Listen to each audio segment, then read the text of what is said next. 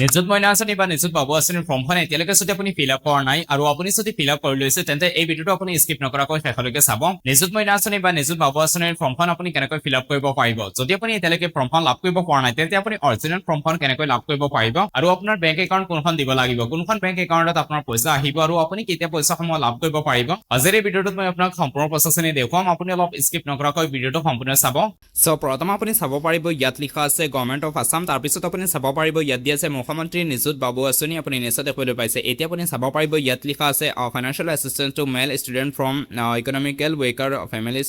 studying in government and private institution আৰু দিয়া আছে for UG and PG first year student দিয়া আছে আপুনি নিশ্চয় দেখিবলৈ পাইছে তাৰপিছত দিয়া আছে এপ্লিকেশ্যন ফৰ্ম আৰু ইয়াত দিয়া আছে ফৰ পিজি 1 ইয়াৰ MSc আৰু কম দিয়া আছে আপুনি নিশ্চয় দেখিবলৈ পাইছে এতিয়া আপুনি তলপিনে আহিব তাৰপিছত আপুনি চাব পাৰিব ইয়াত দিয়া আছে পাৰ্চনেল ইনফৰমেশ্যন প্ৰথম আপোনাৰ পাৰ্চনেল ইনফৰমেশ্যনসমূহ দিব লাগিব প্ৰথম দিয়া আছে নেম অফ ষ্টুডেণ্ট ইয়াত আপুনি আপোনাৰ নাম লিখিব পাছত দিয়া আছে মেৰিটেল ষ্টেটাছ ছিংগল মেৰিড যি হয় সেইটো আপুনি শুদ্ধ চিন দিব তাৰপিছত দিয়া আছে ৰেট অফ বাৰ্থ এই বক্স কেইটাত আপোনাৰ জন্ম তাৰিখ লিখিব লাগিব প্ৰথম দিন পাছত মাহ পাছত ইয়াৰ্ছ আপুনি লিখিব পাছত দিয়া আছে name of father or mother of or guardian দিয়া আছে ইয়াত আপুনি আপোনাৰ দেউতাৰ নাম লিখিব আপোনাৰ ডকুমেণ্টছত যদি ফ্ৰণ্ট চাইডত আপোনাৰ দেউতাৰ নাম ইউজ কৰে তেন্তে ইয়াত আপোনাৰ দেউতাৰ নাম লিখিব যদি মাৰ নাম ইউজ কৰে তেন্তে মাৰ নাম লিখিব ৰিলিজন আপোনাৰ যি হয় সেইটো ইয়াত লিখিব মোবাইল নাম্বাৰটো এইকেইটা বক্সত লিখিব আৰু এড্ৰেছত 7 নম্বৰত আপুনি প্ৰথম দিয়া আছে ভিলেজ টাউন আৰু চিটি দিয়া আছে ইয়াত আপুনি আপোনাৰ গাঁওখনৰ নাম লিখিব চহৰত বসবাস কৰিলে টাউনখনৰ নাম লিখিব পিনক'ড ইয়াত আপোনাৰ পোষ্ট অফিচ পিনক'ডটো লিখিব পাছত দিয়া আছে ব্লক অৰ মিউনিচিপালিটি অৰ টাউন কমিটি দিয়া আছে ইয়াত আপুনি আপোনাৰ ব্লকখনৰ নাম লিখিব গাঁৱত বসবাস কৰিলে যদি চহৰত বসবাস কৰে তেন্তে মিউনিচিপালিটিখনৰ নাম লিখিব বা টাউন কমিটিখনৰ নাম লিখিলে হ'ব পুলিচ ষ্টেচন ইয়াত আপোনাৰ পুলিচ ষ্টেচনখনৰ নাম লিখিব ডিষ্ট্ৰিক্টখনৰ নাম ইয়াত লিখিব 8 নম্বৰত আধাৰ নাম্বাৰ ইফ এভেইলেবল ইয়াত আপুনি আপোনাৰ আধাৰ কাৰ্ড নাম্বাৰটো লিখি দিব এইটো আপুনি এৰিবই নোৱাৰিব পাছত আপুনি তলত আহিব ইয়াত দিয়া আছে নেম অফ লেক দিয়া আছে ইয়াত আপোনাৰ সমষ্টি এছেম্বলিখনৰ নাম ইয়াত আপোনাৰ লিখিব লাগিব সমষ্টিখনৰ নাম লিখিব লাগিব আৰু আপুনি সমষ্টিৰ প্ৰথম আপুনি চাব পাৰিব নাম্বাৰ এটা দিয়া আছে আপোনাৰ বিধানসভা সমষ্টি যিখন আছে সেইখনৰ লগত আপুনি এটা নাম্বাৰ পাই যাব সেই নাম্বাৰটো আৰু লগতে আপোনাৰ সমষ্টিখনৰ নাম ইয়াত লিখি দিব তাৰপিছত 10 নম্বৰ দিয়া আছে are you availing the benefit of CM Jibon প্ৰেৰণা স্কিম দিয়া আছে যদি আপুনি জীৱন প্ৰেৰণা স্কিমৰ বাবে আবেদন কৰিছিল মুখ্যমন্ত্ৰী জীৱন প্ৰেৰণা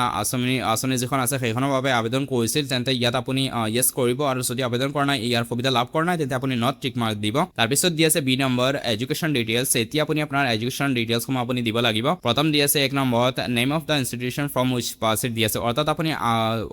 যোৱা বছৰত আপুনি যিখন ইনষ্টিটিউশ্যনত পাছ কৰি আহিছে সেই ইনষ্টিটিউশ্যনখনৰ নাম ইয়াত লিখিব লাগিব পাছত দিয়া আছে লাষ্ট এক্সামিনেশ্যন পাছ ইট দিয়া আছে আপুনি যোৱা বছৰত কোনখন ক্লাছত আপুনি এক্সামিনেশ্যন দিছিল পাছ কৰিছিল সেই ক্লাছখনৰ নাম ইয়াত লিখিব লাগিব পাছত দিয়া আছে ইয়াত আপুনি বছৰটো লিখিব সেই বছৰটো লিখিব পাছত ৰোল নম্বৰ আপোনাৰ কিমান আছিল সেই বছৰত সেই ৰোল নম্বৰটো আপুনি ইয়াত লিখিব পাছত দিয়া আছে name of institution currently enrolled in দিয়া আছে আপুনি বৰ্তমান যিখন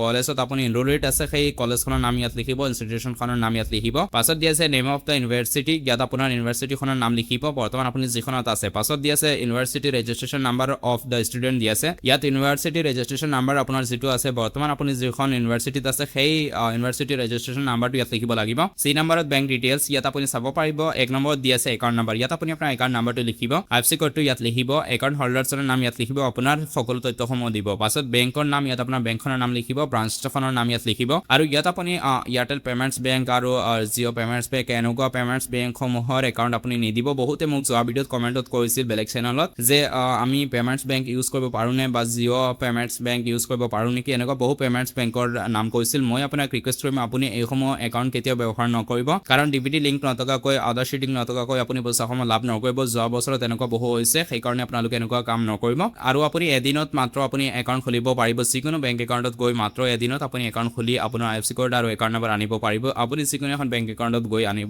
খুলি আপুনি আনিব পাৰিব আৰু যদিও আপুনি বেংক একাউণ্টত যাব নোৱাৰে তেন্তে আপুনি 811 কটাক মহিন্দ্ৰা বেংক একাউণ্টত গৈ আপুনি বেংক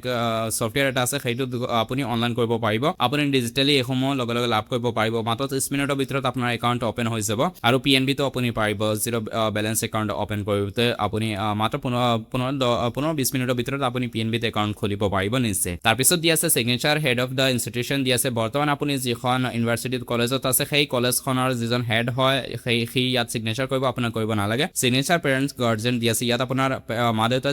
যিকোনো এজনে চিগনেচাৰ কৰিলে হ'ব পাছত দিয়া আছে চিগনেচাৰ অফ দ্য ষ্টুডেণ্ট ইয়াত আপুনি এটা চিগনেচাৰ আপোনাৰ কৰি ল'ব এতিয়া আশা কৰিছোঁ আপোনালোকে নিশ্চয় বুজি পাইছে এই ফৰ্মখন আপোনালোকে কেনেকৈ ফিল আপ কৰিব আৰু যিখিনি আপোনাৰ ডাউটছ আছে সেইখিনিও মই আপোনাক ক্লিয়াৰ কৰি দিছোঁ তাৰপিছতো যদি কিবা অসুবিধা হয় তেন্তে আপুনি নিশ্চয় কমেণ্টত জনাব আৰু আপুনি ভিডিঅ'টো ভিডিঅ'টো সম্পূৰ্ণ চাব মিছ নকৰিব So friends, এনেকৈ আপুনি এই ফৰ্মখন ফিল আপ কৰিব পাৰিব আৰু এই ফৰ্মখন ফিল আপ কৰাৰ সময়তে কেপিটেল লেটাৰ বা স্মল লেটাৰত দেখিব লাগিব তেনেকুৱা মেন্ডেটৰি নহয় আপুনি যিকোনো লেটাৰত দেখিলে হ'ব আৰু আপুনি যিখন বেংক একাউণ্ট দিব সেই বেংক একাউণ্টখন পেমেণ্টছ বেংক একাউণ্ট নিদিব যদি আপোনাৰ পেমেণ্টছ বেংক একাউণ্ট হয় তেন্তে আপুনি নিদিব ধৰক এয়াৰটেল পেমেণ্ট বেংক আছে বা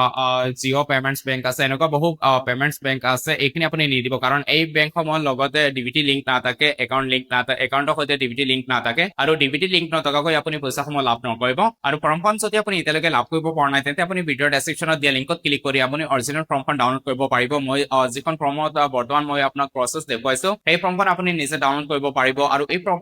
এই ফৰ্মখন আপুনি 14 আগষ্টত পৰ্টেল মুকলি হ'ব সেই সময়ত আপুনি আপলোড কৰিব পাৰিব ইনষ্টিটিউচনত আপুনি এইখন জমা দিব নালাগে আপুনি নিজে হাতে লিখি এইখন বৰ্তমান আপোনাৰ হাতত ৰাখিব আৰু 14 আগষ্টত যেতিয়া পৰ্টেল মুকলি হ'ব সেই সময়ত আপুনি এইখন পৰ্টেলত আপলোড কৰিব লাগিব অনলাইন আপুনি ফৰ্মখন বৰ্তমান ফিল আপ কৰি আপোনাৰ হাতত ৰাখিব লাগিব আৰু 14 আগষ্টত আপুনি পৰ্টেলত আপলোড কৰিব লাগিব সো ফ্ৰেণ্ডছ এনেকৈ আপুনি ফৰ্মখন ফিল আপ কৰিব পাৰিব আৰু আপুনি পেমেণ্ট বেংক একাউণ্ট নিদিব আপোনাৰ বেলেগ কোনো ধৰণৰ বেংক একাউণ্ট দিব SBI PNB বা আপোনাৰ যদি বেলেগ একাউণ্ট থাকে তেন্তে সেইসমূহ আপুনি দিব এতিয়া পেমেণ্টছ বেংকৰ লগত ডিবিটি লিংক নাথাকে আৰু ডিবিটি লিংক নথকাকৈ আপুনি পইচাসমূহ লাভ নকৰিব যদি আপোনাৰ বেংক একাউণ্টৰ সৈতে ডিবিটি লিংক নাই বা যদি আপোনাৰ আধাৰ শ্বেডিং নাই তেন্তে আপুনি নিশ্চয় কমেণ্টত জনাব এই দুটা প্ৰচেছ মেণ্ডেটৰি হয় এই দুটা আপোনাৰ বেংক একাউণ্টৰ সৈতে লিংক থাকিব লাগিব ডিবিটি আৰু আধাৰ শ্বেডিং এই দুটা লিংক নথকাকৈ আপুনি পইচাসমূহ লাভ নকৰিব সেইকাৰণে আপুনি যদি এতিয়ালৈকে ডিবিটি লিংক কৰা নাই আপোনাৰ বেংক একাউণ্টৰ সৈতে তেন্তে আপুনি লিংক কৰি ৰাখিব আপুনি যদি লিংক কৰা নাই তেন্তে আপুনি নিশ্চয় কমেণ্টত জনাব মই আপোনাক দেখুৱাম যে অনলাইন আপুনি নিজৰ মোবাইল ফোনৰ জৰিয়তে ঘৰতে বহি কেনেকৈ ডিবিটি লিংক কৰিব পাৰিব আৰু যদি আপোনাৰ আধাৰ শ্বেডিং প্ৰচেছ এতিয়ালৈকে এনেবল নাই তেন্তে আপুনি সেইটো কেনেকৈ চেক কৰিব পাৰিব যে আপোনাৰ বেংক একাউণ্টৰ সৈতে আধাৰ শ্বেডিং আছে নে নাই এই দুইটা প্ৰচেছ মই আপোনাক আন এটা ভিডিঅ' দেখুৱাম যদি আপোনাৰ এতিয়ালৈকে লিংক নাই তেন্তে আপুনি কমেণ্টত জনাব মই আপোনাৰ সুবিধাৰ বাবে আন এটা ভিডিঅ' লৈ আহিম যাতে সেই ভিডিঅ'টো চাই আপুনি ডিবিটি লিংক কৰিব পাৰে আৰু আপোনাৰ আধাৰ শ্বেডিং প্ৰচেছটো আপুনি চেক কৰিব পাৰে সো ফ্ৰেণ্ডছ আজিৰ এই ভিডিঅ'টোত ইমানে আছিল ভিডিঅ'টো শেষলৈকে চোৱাৰ বাবে ধন্যবাদ চেনেলটো সাবস্ক্ৰাইব কৰিব আৰু এই ভিডিঅ'টো বন্ধু বান্ধৱীৰ লগত শ্বেয়াৰ কৰিব